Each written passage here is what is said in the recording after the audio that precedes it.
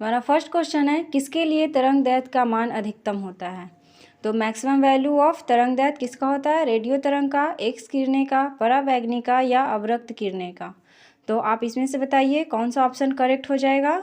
तो तरंग दैर्ध्य का सबसे अधिकतम मान रेडियो तरंग का होता है, जो आपका ऑप्शन नंबर ए बिल्कुल ही करेक्ट हो जाएगा। नेक्स्ट क्वेश्चन है, इनमें से किसका तरंग दैर्ध्य न्यूनतम होता है? तो किसका तरंग दैर्ध्य सबसे कम होगा? एक्स किरण का, बाई किरण का, माइक्रो तरंग का या रेडियो तरंग का? तो इसमें सबसे कम हो जाएगा आपका बाई किरणें का। बाई किरणें का तरंग दैर्ध्य सबसे कम होता है। नेक्स्ट वन इज माइक्रो तरंग की आवृत्ति परास होती है। तो माइक्रो तरंग का आवृत्ति इसमें से कौन सा ऑप्शन हो जाएगा? Option number D, 3 × 10⁻11 to 3 × 10⁻18।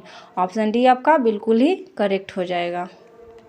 Next है, लाल रंग की तरंग दैर्ध्य मीटर में होती है। तो लाल रंग की तरंग दैर्ध्य का कहाँ से कहाँ इसका परास होता है?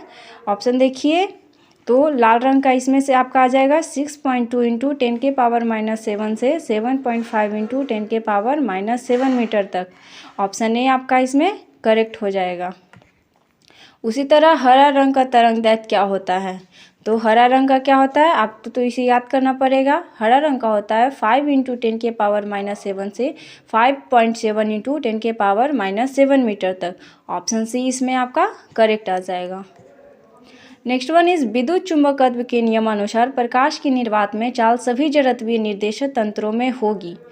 तो विद्युत चुंबकत्व के अनुसार जो है प्रकाश का निर्वात में क्या क्या सभी अलग अलग होगा? समान होगा, अलग अलग होगा, अनिश्चित होगा कि इनमें से कुछ भी नहीं होगा। तो निर्वात में जो चाल है कोई भी जड़त्वीय निर्देशित तंत्र हो सबका समान हो जाएगा।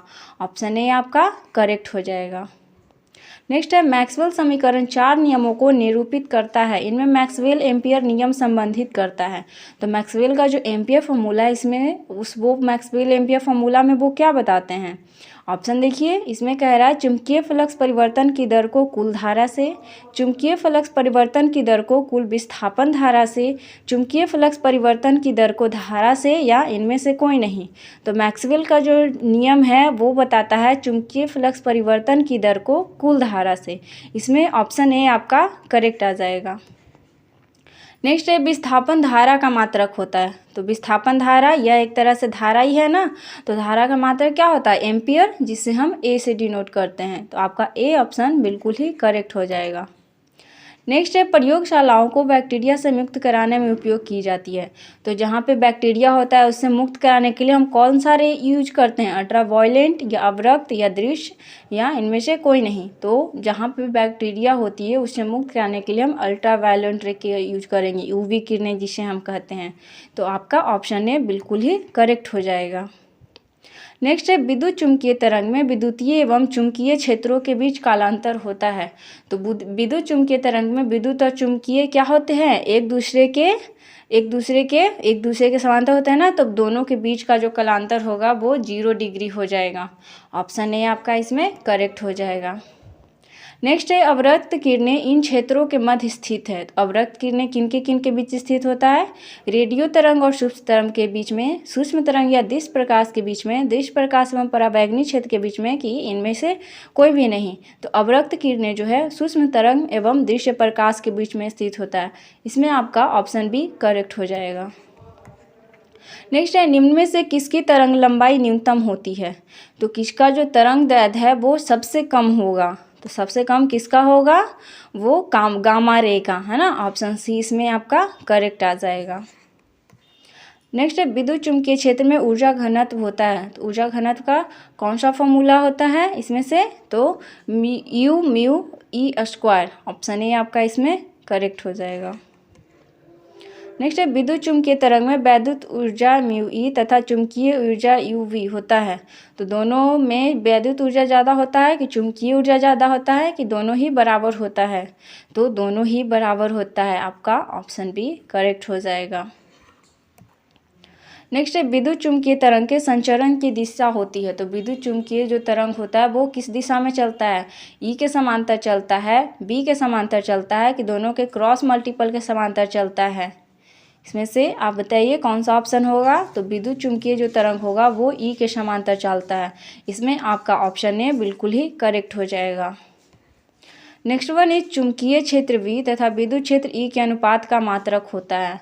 तो दोनों का पहले हम फॉर्मूला लिख लेंगे और दोनों का अनुपात निकाल लेंगे। तो इसमें आपका ऑप्शन बी करेक्ट आ जाएगा, साइमन पर मीटर, है ना। Option B is your correct.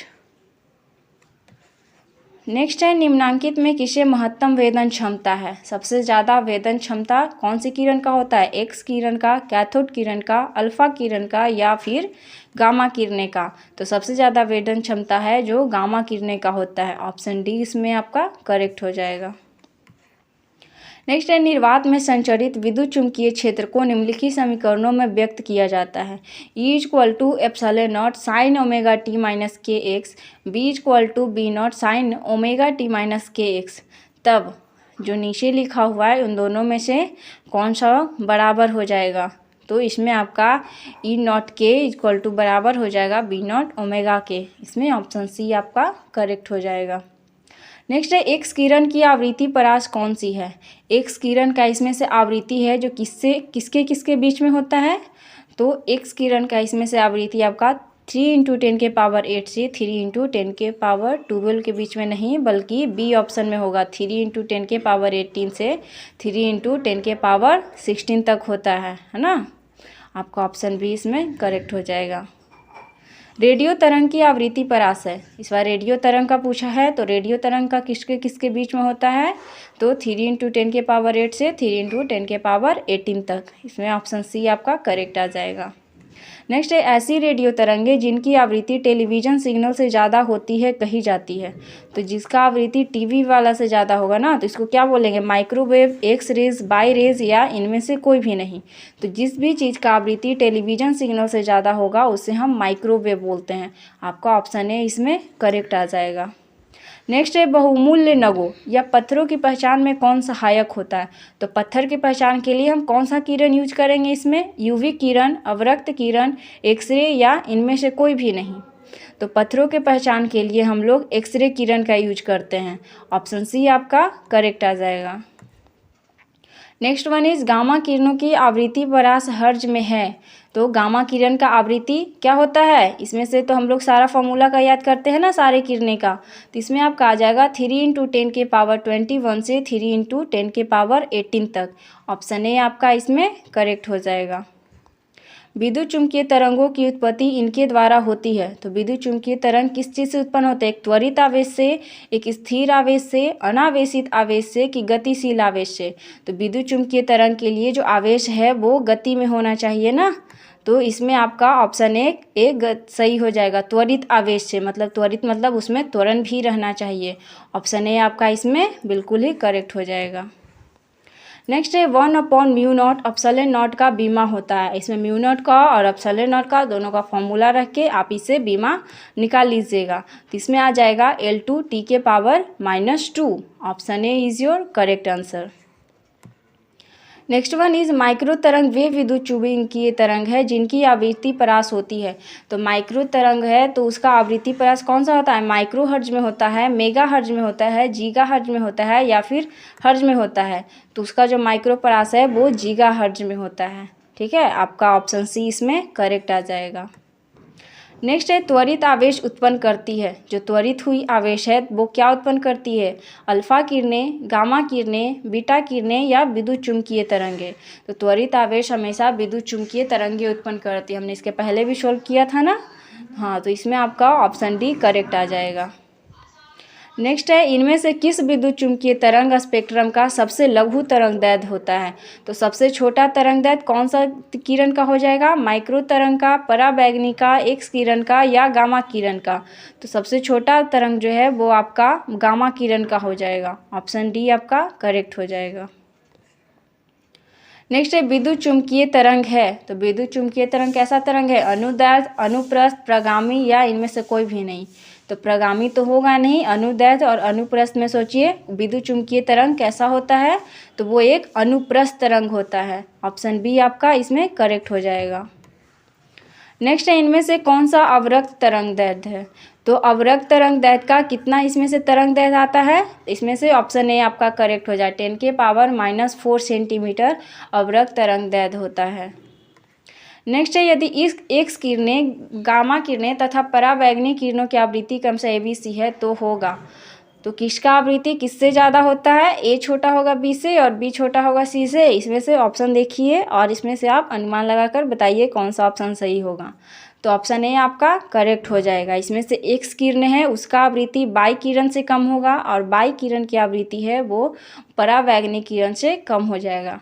Option A आपका बिल्कुल ही करेक्ट हो जाएगा। विद्युत चुम्बकीय तरंगों का वेग हवा में होता है। तो विद्युत चुम्बकीय तरंग जो है उसका वेग हवा में कितना होता है? तो इसमें आ जाएगा √1/√μ0 और ε0। बी ऑप्शन आपका करेक्ट हो जाएगा। नेक्स्ट है, विद्युत चुम्बकीय तरंग का संचरण होता है। विद्युत चुम्बकीय तरंग का संचरण का किस तरह से होता है? विद्युतीय क्षेत्र के लंबवत, चुम्बकीय क्षेत्र के लंबवत, दोनों के लंबवत या इनमें से कोई नहीं। तो वो दोनों के लंबवत होता है ना, इसीलिए तो उसे विद्युत चुम्बकीय तरंग बोला जाता है। तो आपका ऑप्शन सी इसमें करेक्ट हो जाएगा। नेक्स्ट है, इनमें से कौन सा कथन गलत है? तो विद्युत चुम्बकीय तरंग अनुप्रस्थ तरंग है। विद्युत चुम्बकीय तरंग निर्वात में प्रकाश के वेग से चलती है। विद्युत चुम्बकीय तरंगों के वेग सभी माध्यम में समान होती है कि विद्युत चुम्बकीय तरंग त्वरित आवेश से उत्सर्जित होती है। तो इसमें से कौन सा कथन आपका गलत हो जाएगा? तो विद्युत चुम्बकीय तरंग का वेग है जो सभी माध्यम में समान होता है, ये आपका गलत है। बाकी तीनों ऑप्शन ही आपका करेक्ट हो जाएगा। विद्युत चुम्बकीय तरंग अनुप्रस्थ भी होती है, निर्वात में प्रकाश के वेग से भी चलती है और त्वरित आवेश से उत्सर्जित होती है। तो ए बी डी आपका करेक्ट है और सी आपका गलत है। नेक्स्ट है, दूरसंचार के लिए उपयुक्त करते हैं। दूरसंचार के लिए कौन सा किरण यूज करते हैं? परावैंगनी, अवरक्त, माइक्रो या दृश्य प्रकाश। तो दूरसंचार के लिए हम लोग माइक्रो तरंग का यूज करेंगे। इसमें आपका ऑप्शन सी करेक्ट हो जाएगा। नेक्स्ट है, माइक्रो तरंग की आवृत्ति है। तो माइक्रो तरंग की आवृत्ति इसमें से कौन सा आ जाएगा? रेडियो तरंग की आवृत्ति से कम, रेडियो तरंग की आवृत्ति से अधिक, प्रकाश तरंग की आवृत्ति से अधिक, श्रव्य प्रकाश से कम। तो माइक्रो तरंग की जो आवृत्ति है वो आपका रेडियो तरंग की आवृत्ति से अधिक आएगा। ऑप्शन बी इसमें आपका करेक्ट हो जाएगा। नेक्स्ट है, विद्युत चुम्बकीय तरंग कौन सा गुण प्रदर्शित नहीं करती है? तो विद्युत चुम्बकीय तरंग में परावर्तन शो होता है, ध्रुवण शो होता है, विवर्तन शो होता है कि इनमें से कोई भी शो नहीं होता है? तो तीनों में से बताइए। तो इनमें से कोई भी शो नहीं होता है। ना ही विद्युत चुम्बकीय तरंग परावर्तन शो करती है, ना ही ध्रुवण शो करती है और ना ही विवर्तन शो करती है। इसमें आपका ऑप्शन डी करेक्ट हो जाएगा। नेक्स्ट है, 1/2 एप्सिलॉन टी स्क्वायर के विमीय सूत्र के समतुल्य विमा की राशि है। तो इसका जो विमा होता है उसी इसमें से कौन से ऑप्शन का विमा होता है? तो इसमें से आपका ऑप्शन ए आ जाएगा, B²/2μ0 के विमा के बराबर होता है। नेक्स्ट है आपका, किसी विद्युत चुम्बकीय विकिरण की ऊर्जा 13.2 kb है। यह विकिरण जिस क्षेत्र से संबंधित है। तो अगर ऊर्जा इसका इतना आ जाएगा तो वो किस क्षेत्र से रिलेट करेगा? दृश्य प्रकाश से, एक्स किरण से, परावैंगनी से, अवरक्त से, किसमें से? तो वो एक्स किरण से रिलेट करेगा। ठीक है, तो इसमें आपका ऑप्शन भी करेक्ट हो जाएगा। तो आज के लिए इतना ही, बाकी मिलते हैं हम अपने नेक्स्ट वीडियो में। Thank you.